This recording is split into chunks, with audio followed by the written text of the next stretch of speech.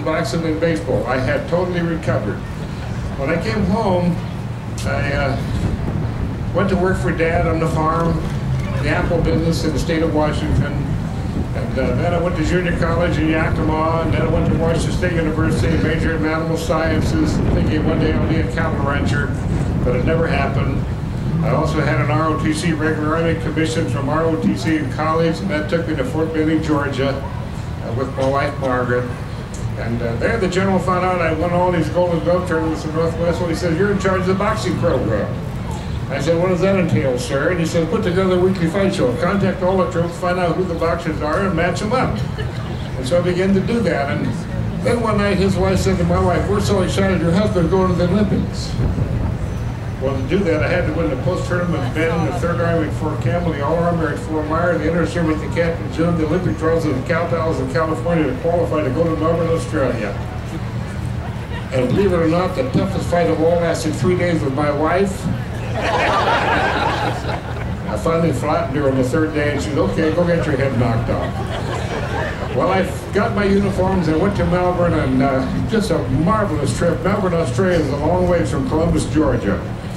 But I got over there, and we had our residence, and we found our training camp, and I began to condition myself even further. And finally the matches started, and I met a Czech and a South African and a Russian. They all fell down and they gave me the gold medal. And I still have it.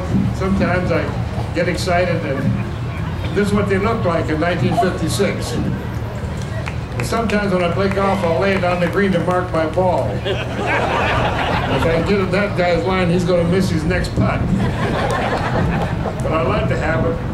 I like to share it. It was a great trip. The night I knocked the Russian out to win the heavyweight championship for the world in the amateur, Floyd Patterson knocked out Archie Moore to win the vacated world heavyweight championship, professional championship, when Rocky Marciano had retired undefeated. And I knew this was going to happen.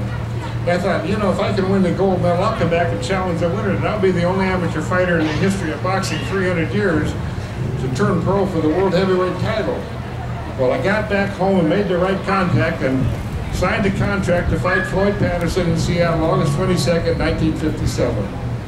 And I began to train, and it was the first time in my life I didn't have butterflies. I spent so much time getting it and getting my noodles trained for it, then I felt absolutely comfortable going to the ring for a 15-rounder. I'd never been past 3 in my life. That's a pretty good test sometimes to go 3 rounds, some of those guys. Anyway, I fought Floyd in Seattle, knocked him down in the 2nd round, paraded around the ring, forgot that he was going to get up, and he did. I still hung around for about 3 or 4 rounds, and finally they stopped at the end of the 6th when I was so tired I couldn't lift my hands anymore. But that started me on a career of boxing around the world. I fought in Berlin and Dortmund and Frankfurt and London, Hawaii and Toronto, all over as a professional, managed my own career, negotiated every contract, had my own gym in Georgia, and argued with my wife every time I went out to train. She said, "You're going to get killed." And I said, "No, they taught me how to do the game of boxing beautifully. The whole secret is you stick out your chin, you stand at 45 degrees of the opponent, you stick out your chin and beg for disaster." And then he says, if you pivot on your left heel and your right toe, your chin moves the width of a glove and he misses you. And while he's missing you, you put this about this deep in his belly, and 2 gorgeous things happen. His hands come down, his chin goes up, and you're over here, hit him a left hook, and they count him out. Well, I was knocking everybody out with that. Exciting time. Anyway, I moved to Ohio and loved the state of Ohio. I still have relatives in the state of Washington, friends in Georgia. But Ohio's been our home for a long time, raised my 3 daughters here, and just really have enjoyed being here. I worked for McNeil Corporation, ran one of the divisions for a number of years, developed some products for our company. I worked for the American Cancer Society, started golf tournaments all over the state for about 17 years, and raised a lot of money for cancer control. And having had prostate cancer, I know the concern and anxiety of people who are committed or submitted to that terrible disease. And thank God I had a good operation done, and everything came out fine. I've been healthy ever since. I'm so happy to see all of you here. I think it's a wonderful, great day to celebrate, and I wish all of you the very best of health and happiness in your careers and your retirement, and whatever you're doing, stay healthy, enjoy your life in Medina County, and I'll see you on the road. If you ever need anybody to back you up, just call me. I'm already here to. Thank you so very much. Great job, great job. What we're representing what's great about America, a land where you can still have dreams, you can still pursue them, and you can still be a great success. That's what this movement is all about, stirring up that attitude of patriotism and innovation and initiative, taking back control of this great country and keeping the government from taking away that very right to pursue our own happiness. Because you know, freedom comes in many shapes and forms. Today is tax day. And if you're like me, one of the ways I've noticed that the government has slowly crept in and taken away our freedom is by robbing us of many of those fruits of our labor. I'll have you know, my taxes went in the mail late last night. Not because I was late filling them out, but because I was going to keep that money in our checking account as long as I possibly could before it went into the mailbox. Today is tax day. And there might be a sentiment out there among some of you that you're paying too many taxes. And for those who are satisfied with the level of taxes you're paying, maybe you have some concerns about how they're being used once they're collected by the IRS, your federal government. This next gentleman has a thought on that matter. Steve Curtis, are you out there? Right here. All right, here he is. This is Steve Curtis from the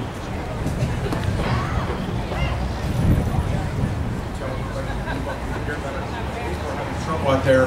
So if you can move up closer to the gazebo, it'll work out better for you. Thank you.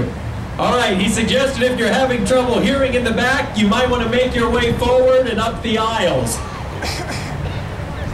I think they want the volume turned. I'll tell you what, I believe right now the problem is if it goes any higher, you're going to get some terrible feedback. So I think that's why they're refraining from turning it up any louder.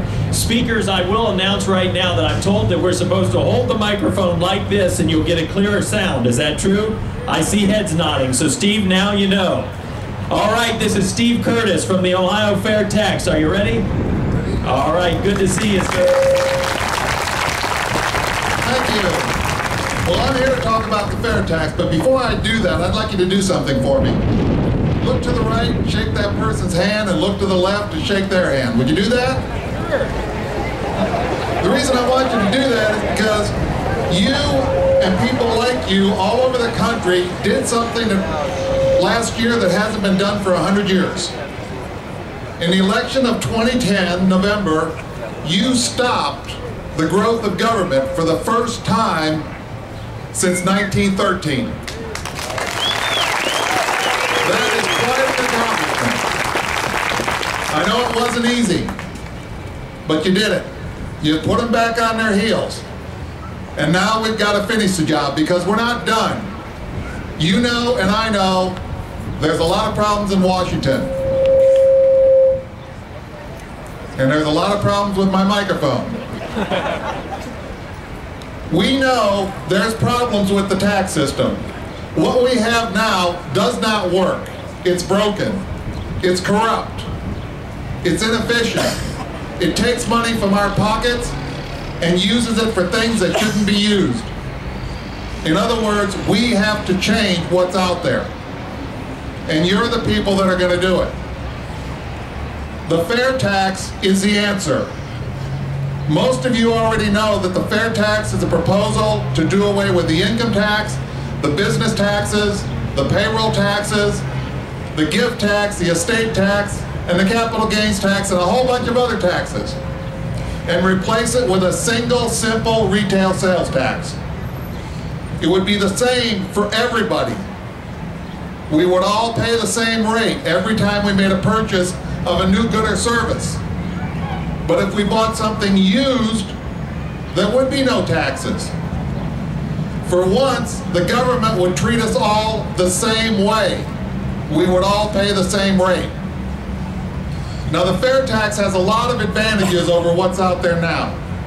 For one thing, you keep your whole paycheck. There would be no withholding. There would be no payroll. everything you earn, you get to keep. You would decide when you pay your taxes, you would decide how much you pay in taxes, when you make your purchases, by what you buy.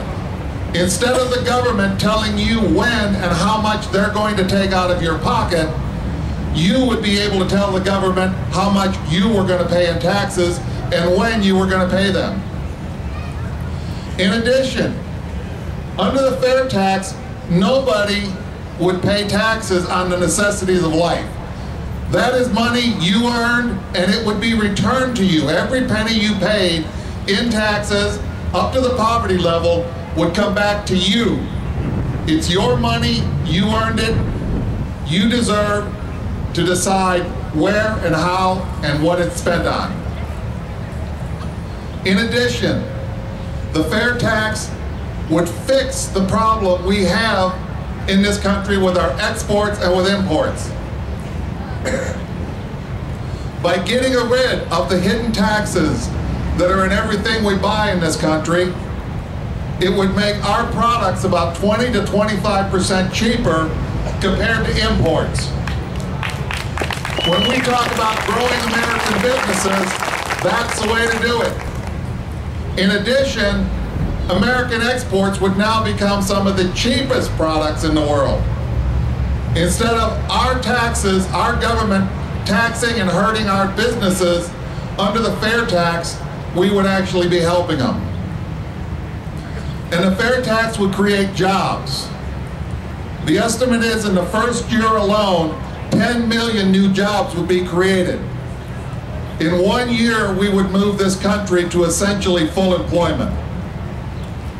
The fair tax offers the country the opportunity to regain our world leadership position with regard to our economy, our ability to produce, and our businesses. Now, there's a couple things wrong with the fair tax.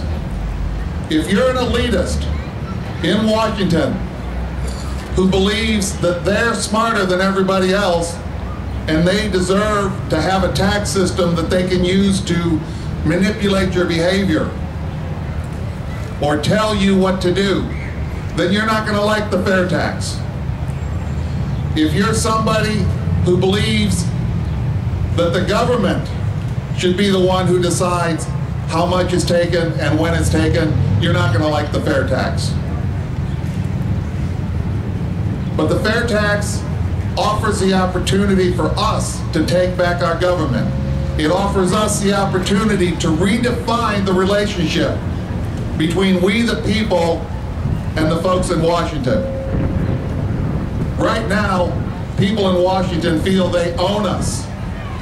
They take the fruits of our labors and spend it the way they want. With the fair tax, we would decide how much goes to Washington and how much we keep. It's not going to be easy, but the fair tax must be passed, and we've got a plan to do it. We're going to support those people in Washington who will vote for the fair tax. We're going to convince some who still need a little help deciding, and we're going to replace those people in Washington who stand in the way and oppose the fair tax.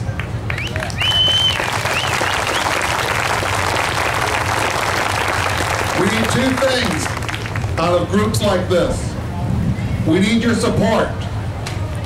You need to go and join our Five for Fair Tax campaign. What is that? Well, $5 a month from now to 2012. We need the money to do the things, the lobbying, the ads, the commercials, to pass the fair tax. The folks on K Street are going to work very hard, and we're going to have to be able to fight them ad for ad, dollar for dollar. But even more importantly than that, I need your bodies, and I need your energy, and I need your commitment. When we have events, when we hold rallies in front of offices, we need you there, holding the sign that says, pass the fair tax or go home. We need you calling your congressman and saying, you work for me, and here are your work instructions. Your money, your time, your commitment, and we will get the fair tax passed. I hope you're with me. We'll be over here for all evening. If you've got questions, feel free to come over and answer. Thank you.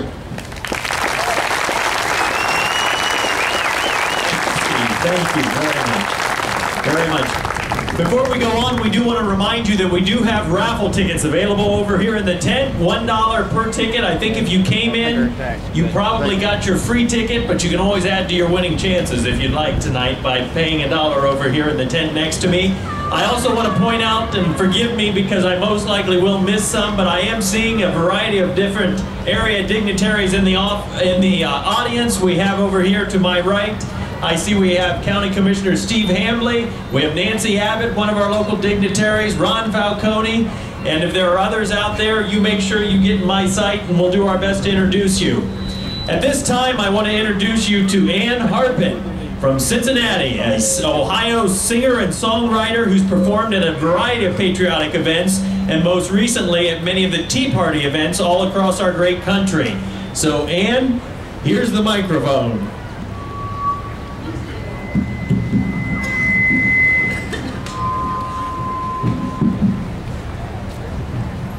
This first song I'm going to do is probably the first one I wrote for our country.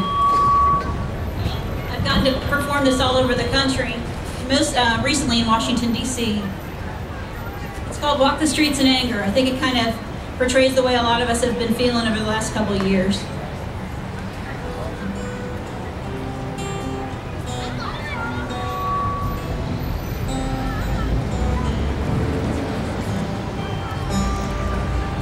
When in the course of our land, we got here under God's hand, but somewhere we lost our way.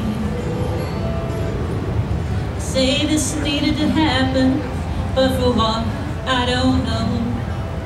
I don't know my country anymore. When you walk the streets in anger, take me with you, 'cause I haven't seen times like this before.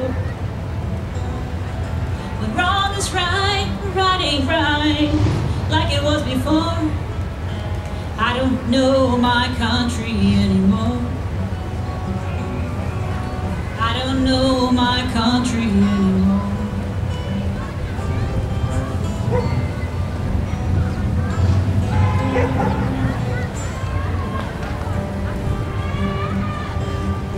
My country, 'tis of thee, I sing for you and I sing for me.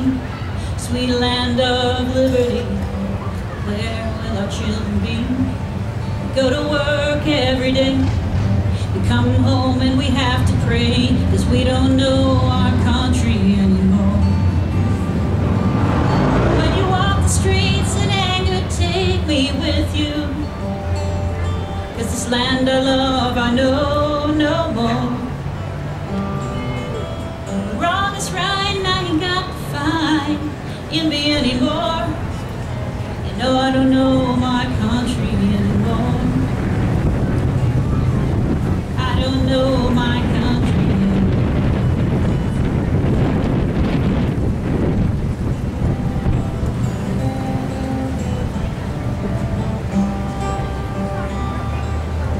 Beautiful for spacious skies, but now we have to wipe our eyes as Lady Liberty cries, and our hope for our children dies.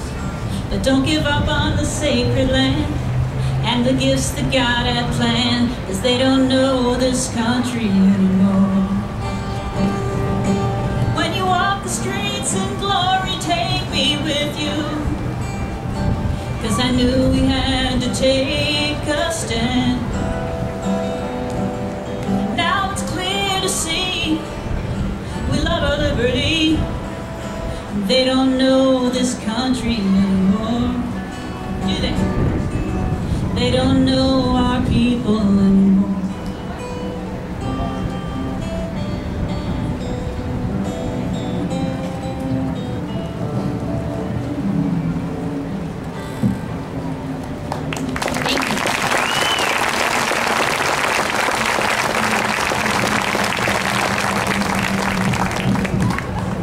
Thank you, Ann. The truth of the matter is many of the American patriots of the past probably wouldn't recognize some of what's taken place in America, but the important thing to keep in mind is what Ronald Reagan often reminded the American people of during his term as our nation's president.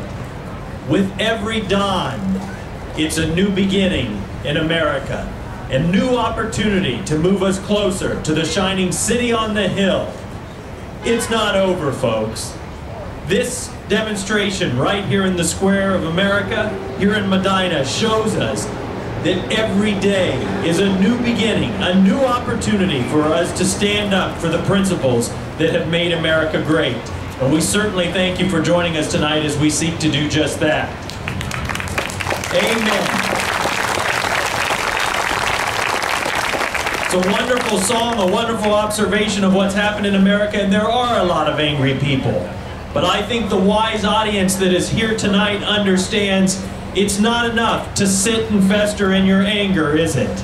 You need to turn that anger into action and act in a righteous manner as you stand up for all that is good about this great land. And let me tell you, a gentleman who has done just that, and quite honestly, sometimes it's involved bucking his own political party to do so. Other times, it's involved loss and sacrifice.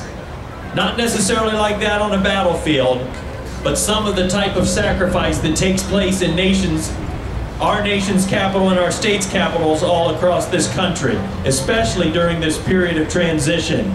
This gentleman you will most likely recognize because he was a candidate for the Ohio Auditor of State here recently, and before that was a well-known state representative, a conservative principled leader on his way to earning the title of a statesman. But God's intervened and put a